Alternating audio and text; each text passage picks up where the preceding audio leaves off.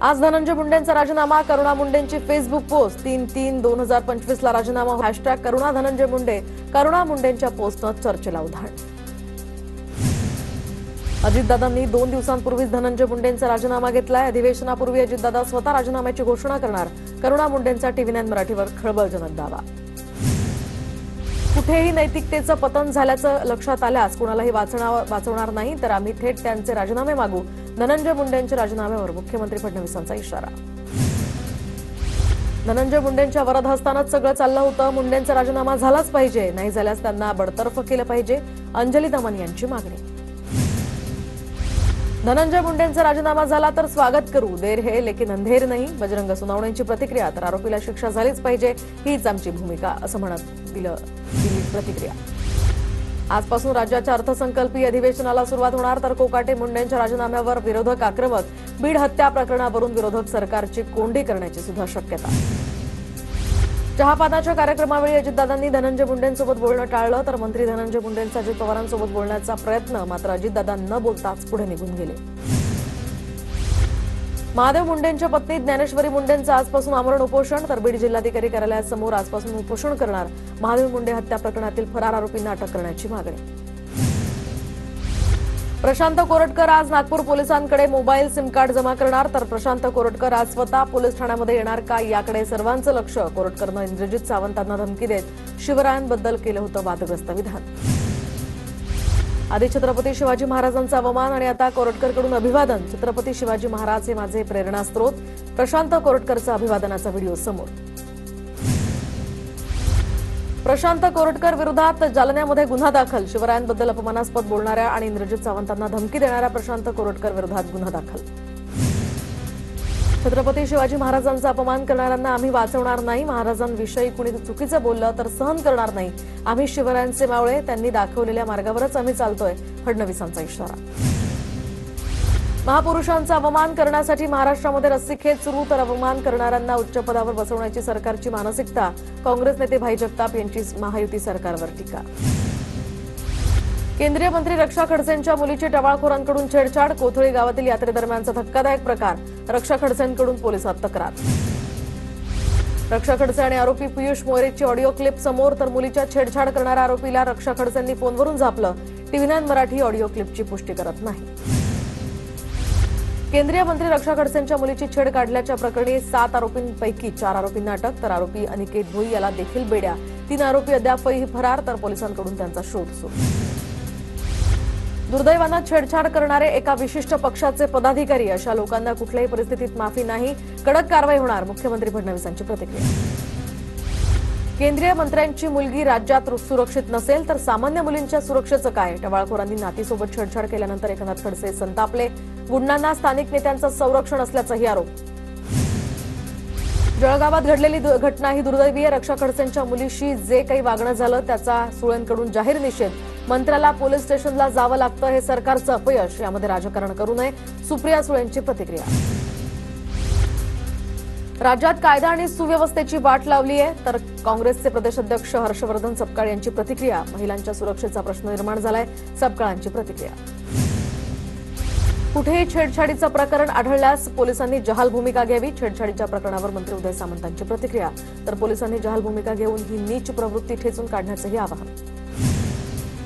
महाराष्ट्रात मुली महिला सुरक्षित नाहीत. राज्यामध्ये वारंवार अत्याचार आणि छेडछाडीच्या घटना वाढतायत. बळवंत वानखेडे यांची प्रतिक्रिया. आमदार, मुख्यमंत्री किंवा मंत्र्यांसोबत कुणीही फोटो काढतं. कुणी फोटो काढायला आल्यास मनाई करता येत नाही. आरोपी पियुष आणि शिंदेंच्या फोटोवर गुलाबराव पाटलांची प्रतिक्रिया. तर सारख्या क्रमांकाचं मतदान कार्ड म्हणजे बोगस मतदान नव्हे. केंद्रीय निवडणूक आयोगाचं स्पष्टीकरण. 2 वेगवेगळ्या राज्यामध्ये एकसारखे मतदान ओळख क्रमांक असल्याची बाब समोर आल्यानंतर आयोगाचं स्पष्टीकरण.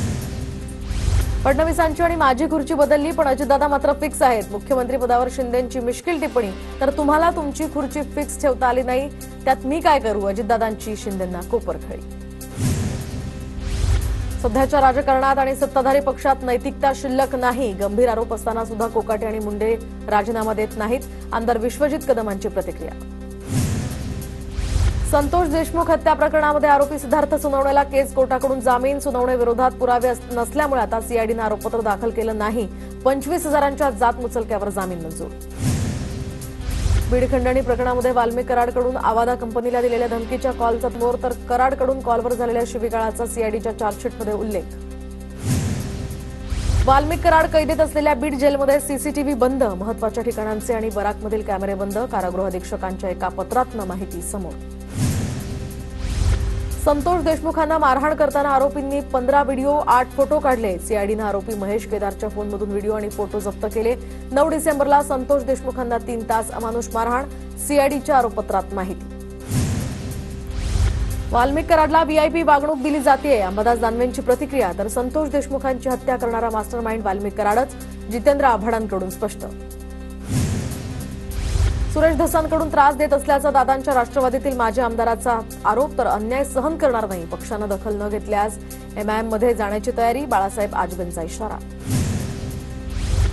पुण्यामध्ये शिंदेंनी शहांची भेट घेऊन फडणवीसांची तक्रार केली. सामनाच्या रोखठोकमधून संजय राऊतांचा मोठा दावा.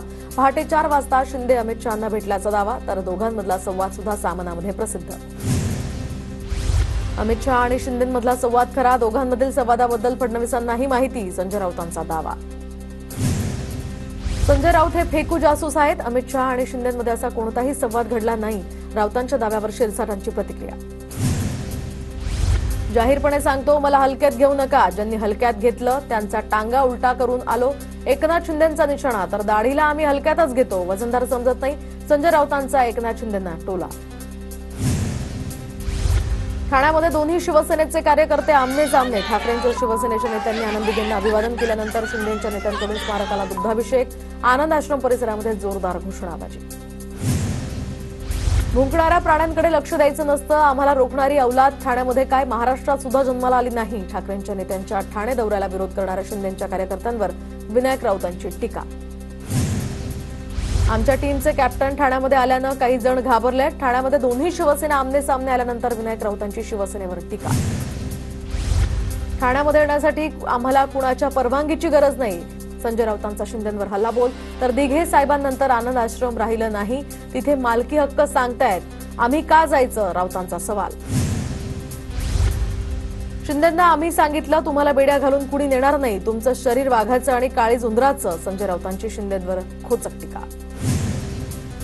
संजय राऊतांचं वक्तव्य नशेत केलेलं, आपली शिवसेना लोकांच्या दारात जाऊन लिलाव केलाय, त्यांनी आमच्यावर बोलूच नाही, मंत्री संजय शिरसाट यांची राऊतांवर टीका. तुम्ही 100 रेडे कापले तरी पापं धुतली जाणार नाहीत, गंगेत डुबक्या मारल्या तरी तुमचे पापं धुतले जाणार नाही, संजय राऊतांचा शिंदे गटावर हल्लाबोल. बाळासाहेबांचे खरे वारसदार असं होर्डिंगवर लावतात, कुठे जन्म घेतलाय त्यांनी वारसदार म्हणून, संजय राऊतांची खोचक टीका. शिवसेना तुमच्या बापाची प्रॉपर्टी आहे का, भास्कर जाधवांची शिंदेंवर टीका. तर चोरांनी आमचा पक्ष, आमचे आमदार चोरले, ठाकरेंची शिवसेना संपवण्यासाठी टायगर ऑपरेशन करावं लागतं, जाधवांची प्रतिक्रिया. आम्ही तत्वांशी कधी फारकत घेतली नाही, ज्यांनी तत्वांशी फारकत घेतली त्यांची स्थिती आता महाराष्ट्रात कशी आहे ते आपल्याला माहिती आहे, मंत्री गुलाबराव पाटलांचा उद्धव ठाकरे. सुप्रिया सुळेंच्या दहिसरमधील कार्यक्रमात वीज पुरवठा खंडित. तर नागरिकांकडून सुप्रिया सुळेंकडे वीज मिळत नसल्याची तक्रार. मुंबई डबेवाला असोसिएशनचा अजित पवारांच्या राष्ट्रवादीला पाठिंबा. भविष्यामध्ये अजित पवार डबेवाल्यांच्या पाठीशी खंबीरपणे उभे राहतील, असोसिएशनचे अध्यक्ष सुभाष तळेकरांना विश्वास. मुंबईमध्ये भांडवली बाजारातील कथित फसवणूक प्रकरणी आता माधवी बुच यांच्या विरोधातील तक्रार दाखल करण्याचे आदेश. तर विशेष न्यायालयाकडून बुच यांच्यासह अन्य 5 जणांविरोधात गुन्हा नोंदवण्याचे आदेश. प्रदूषणास कारणीभूत ठरणाऱ्या 414 हॉटेल्सना मुंबई पालिकेची नोटीस. पर्यावरणपूरक इलेक्ट्रिक आणि गॅस शेगड्यांचा वापर करा, हॉटेल मालकांना निर्देश. मुंबईकरांना मार्च महिन्यामध्ये उन्हाच्या झळा लागणार. तर मार्च ते मे महिन्यादरम्यान कमाल आणि किमान तापमान सरासरीपेक्षा जास्त राहण्याचा अंदाज. राज्यामध्ये मार्चमध्ये सुद्धा सरासरीपेक्षा जास्त तापमानाचा अंदाज. तर सरासरी कमाल तापमान 34.4 अंश सेल्सिअस तापमानाची नोंद. तर शहरवासियांना अधिक उकाडा सहन करावा लागणार. मुंबई नाशिक महामार्गावरील जुना कसारा घाट आजपासून 4 दिवस बंद राहणार. तर रस्ता दुरुस्तीच्या कामासाठी 8 किलोमीटरचा हा कसारा घाट बंद राहणार. पिंपरीमधील इंद्रायणी नदी लवकरच स्वच्छ होणार. नदी स्वच्छतेचा सविस्तर प्रकल्प अहवाल करण्यास सुरुवात, उद्योग सामंत यांची माहिती. सोलापूर जिल्ह्यातील उजनी धरणाचा पाणी साठा सध्या निम्म्यावर. तर वाढत्या उन्हाच्या पार्श्वभूमीवर पाणी नियोजनाची चिंता. महालक्ष्मी स्थानकाजवळील रेल्वे रुळांवरून जाणारा पहिला केबल स्टेड उड्डाणपूल बांधला जाणार. पुलाला आधार देण्यासाठी पालिका 78 मीटर उंच खांब बांधणार. पुण्यामध्ये घरांच्या विक्रीला गरगर, तर गेल्या वर्षीच्या तुलनेमध्ये व्यवहारांमध्ये 8% घट. पुण्यातील महाविद्यालयांचं शैक्षणिक लेखापरीक्षण करण्यात येणार. सावित्रीबाई फुले पुणे विद्यापीठाशी संलग्नित महाविद्यालय आणि संस्थांना 5 मार्चपर्यंत माहिती सादर करण्याचे निर्देश. सीईटीकडून बीएससी नर्सिंगच्या प्रथम वर्षाच्या प्रवेश परीक्षेचा अर्ज भरण्यास सुरुवात. तर आता इच्छुक विद्यार्थ्यांना 13 मार्चपर्यंत अर्ज सादर करता येणार. एलएलबी अभ्यासक्रमांच्या सीईटी परीक्षांचे अर्ज भरण्यास आता मुदतवाढ. तर इच्छुक विद्यार्थ्यांना आता 17 मार्चपर्यंत अर्ज भरता येणार.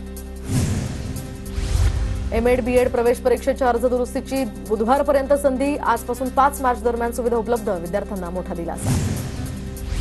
महिला तिकीट तपासणीस आता सुधा द्विवेदी यांच्याकडून एकाच दिवसात विना तिकीट प्रवाशांना पकडून देण्याचा नवा विक्रम. मुंबईमध्ये 202 फुकट्या प्रवाशांकडून 55,210 रुपयांचा दंड वसूल. पुणे पोलिसांच्या वाहतूक विभागानं केलेल्या कारवाईमध्ये 72 वाहनं जप्त. पोलिसांकडून 3,000 वाहन चालकांची तपासणी. भिवंडी ठाणे खाडीपट्ट्यामध्ये अनधिकृत रेती उत्खनन, तर जिल्हा अधिकाऱ्यांचे रेती माफियांवर कारवाईचे आदेश. गुन्हाही दाखल. स्मार्ट सिटी प्रकल्पामुळे आता कल्याण स्टेशन परिसरातील वाहतुकीत मोठा बदल. नेताजी सुभाषचंद्र बोस चौक, शहाड जकात नाका आणि दुर्गाडी चौक मार्गे जड वाहनं आणि सरकारी बसेसना या ठिकाणी प्रवेशबंदी. तर फ्लायओव्हरचं काम पूर्ण होईपर्यंत.